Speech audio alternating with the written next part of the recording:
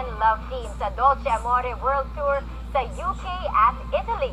Sweet na sweet ang Liz Ken, pero may aanginin na ba sila sa kanilang espesyal na pagtitinginan? Nagpapatrol si Rose Eclarinal. Ang kilos at galaw sa harap at likod ng camera lang ang pagbabasehan, di maitatangking matamis ang pagtitinginan ng love team na Liz Ken. Una silang dumayo sa Yorkshire para sa Dolce Amore Destiny World Tour at pinakilig ang fans ng teleserye. Inaming espesyal ang pagtitinginan nila pero wala pa ring label ang kanilang relasyon. We're getting there naman po. Sabi ng totoo lang po yung nararamdaman namin. Yan lang.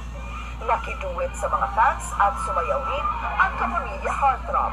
Nag-effort din talaga sila na makakanta, makasabay sa amin sa kanta, and even the games, they were very active. Galing po silang Amsterdam, Monte Carlo, Holland. Yung iba galing Cebu. Sabi ko, lumipad dito para lang manood.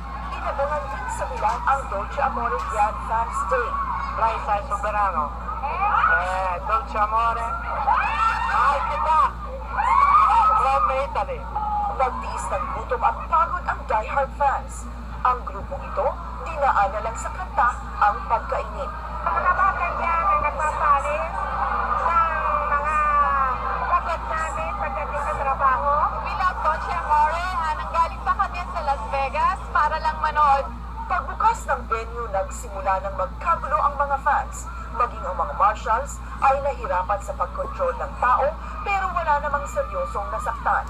Kung may nahilo o naipit, nakalimutan lahat ng ito nang mapakinggan ang kanta at mapanood ang sayaw ng tatlong bida ng Dolce Amore kasama si Mateo Gonicelli, Rose Eclarinal, ABS-CBN News.